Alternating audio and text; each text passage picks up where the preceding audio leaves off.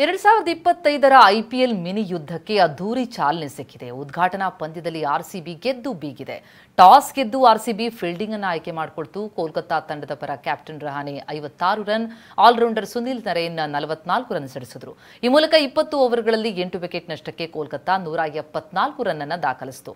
175 ರನ್ಗಳ ಗುರಿಯನ್ನ ಬೆನ್ನತ್ತಿದಂತಹ ಆರ್ಸಿಬಿ ಪರ ಫಿಲ್ ಸಾಲ್ಟ್ ಹಾಗೂ ಕಿಂಗ್ ಕೊಹ್ಲಿ ಹೊಡಿಬಡಿ ಆಟ ಆಡಿದ್ರು. 95 ರನ್ಗಳ ಜೊತೆಯಾಟವಾಡಿದ ಕೊಹ್ಲಿ ಸಾಲ್ಟ್ ಜೋಡೆತ್ತು ಕೋಲ್ಕತ್ತಾ ಬೌಲರ್ಸ್ಗಳ ಬೆವರಿಳಿಸಿದ್ರು. ಫಿಲ್ ಸಾಲ್ಟ್ 2 ಸಿಕ್ಸರ್ 9 ಬೌಂಡ್ರಿಗಳ ಮೂಲಕ 31 ಬಾಲ್ಗಳಲ್ಲಿ 56 ರನ್ ಗಳಿಸಿ ಅರ್ಧಶತಕ ದಾಖಲಿಸಿ ಔಟ್ ಆದರೆ chase master Kohli 3 sixer 4 boundary ಸಿಡಿಸಿ 36 ಬಾಲ್ಗಳಲ್ಲಿ ಅಜೇಯ 59 ರನ್ ಗಳಿಸಿದ್ರು. ಕೊನೆಗೆ 16 ಓವರ್ 2ನೇ ಬಾಲ್ನಲ್ಲಿ 177 ರನ್ ದಾಖಲಿಸುವ ಮೂಲಕ ಆರ್ಸಿಬಿ 7 ವಿಕೆಟ್ಗಳ ಅಮೋಘ ಜಯ ಸಾಧಿಸಿತು. ಈ ಮೂಲಕ ಪಾಯಿಂಟ್ಸ್ ಟೇಬಲ್ನಲ್ಲಿ 2 ಅಂಕಗಳನ್ನು ಗಳಿಸಿ 2.137 ರನ್ ರೇಟ್ ದಾಖಲಿಸಿ ಆರ್ಸಿಬಿ ಶುಭಾರಂಭ ಮಾಡಿದೆ. ಭರ್ಜರಿಯಾದಂತಹ ಗೆಲುವನ್ನ ಸಾಧಿಸಿದೆ.